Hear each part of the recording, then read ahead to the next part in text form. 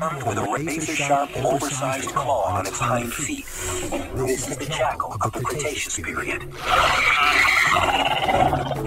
Ornithoides, a very smart reptile. Its brain-to-body weight ratio is among the highest of any dinosaur. It's hungry, but it knows better than to take on a full-grown Tyrannosaurus. Not when there are easier targets.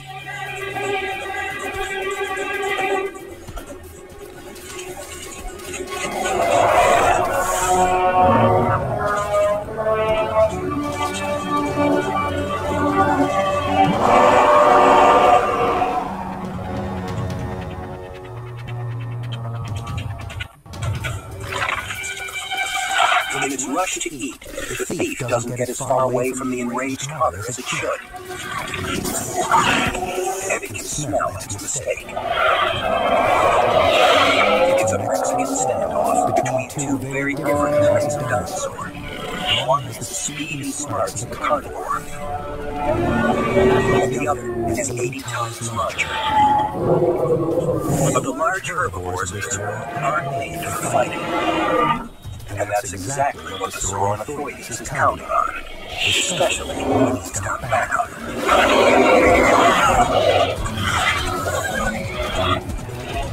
Speed and strategy give these small hunters the edge.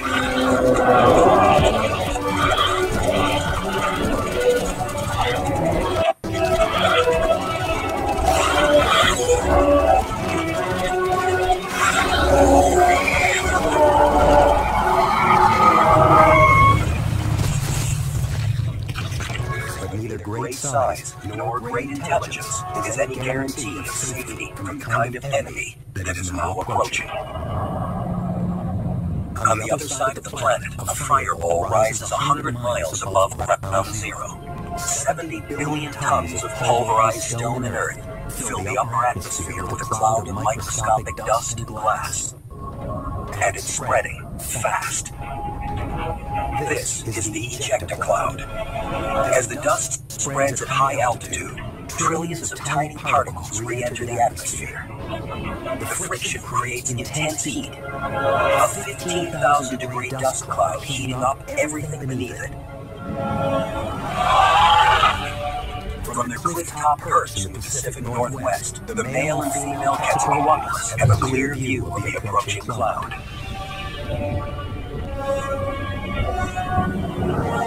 Down in the valley, a thick ocean fog blocks out the sky. The heavy blanket of moisture makes it impossible to see the coming apocalypse. But the animals down here do get a warning. Not from above, but from below.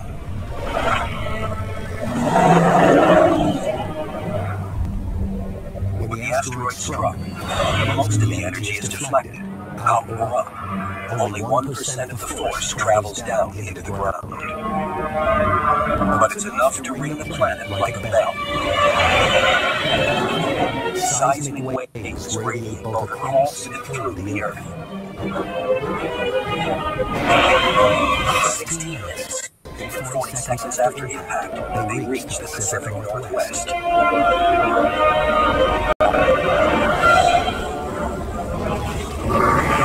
The ground shakes as the 11.1 earthquake ripples through the ground.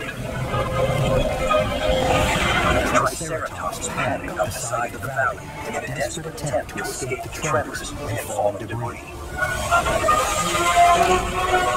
Smaller animals take shelter underground.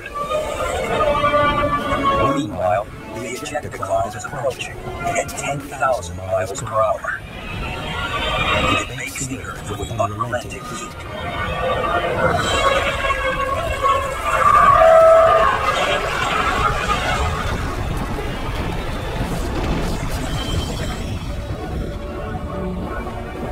Millions of volts of static electricity charge the cloud like a giant battery, creating a vast electrical storm.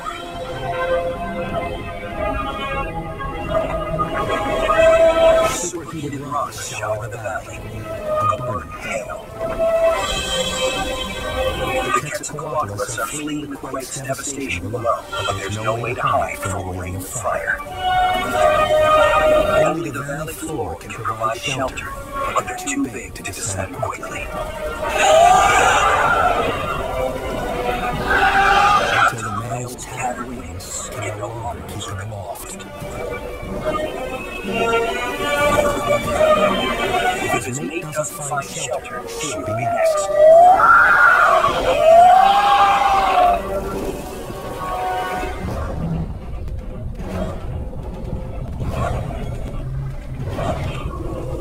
On the mountain slopes, a pair of triceratops emerges above the cold sea nest. They're almost out of the quake-ravaged valley when the ejecta cloud arrives like a blowtorch.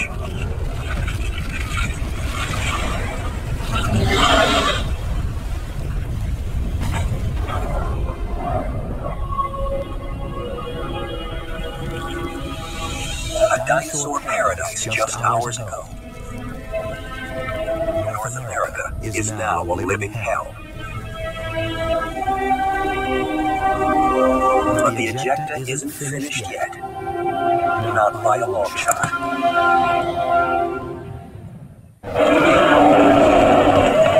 Less than an hour since the asteroid impact. Hundreds of species of dinosaurs lie devastated across the Western Hemisphere. The ejecta cloud continues to spread at high altitude. As it spans the globe, the effects on the ground vary dramatically. 8,000 miles away in Asia, the cloud rolls in silently from the east. In Mongolia, temperatures on the ground tick upwards, a few degrees hotter every second. There's no audible warning, only mounting heat. As the air reaches 120 degrees, the only hope is shelter. At 160 degrees, survival is measured in minutes. Over 200 degrees, just seconds. 90 minutes after impact, the temperature on the ground in Mongolia peaks at 300 degrees. But not every dinosaur is making alive. The microclimate of a cave can keep a handful of survivors cool enough to breathe.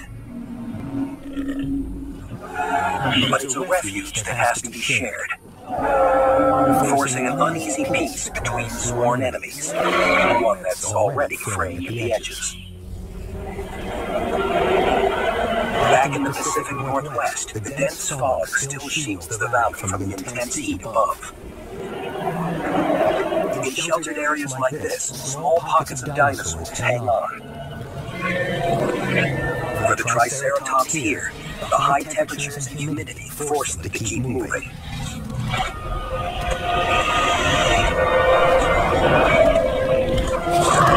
As scavengers, there's no shortage of food.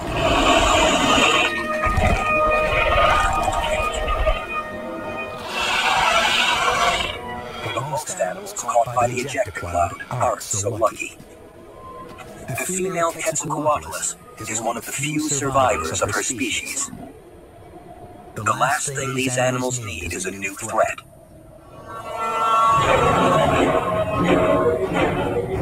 But the after effects of impact are just getting started.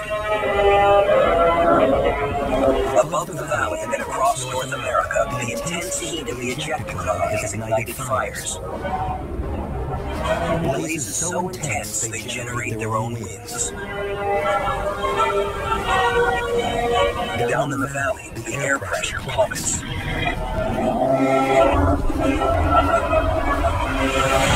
Creating a vacuum that sucks in flames.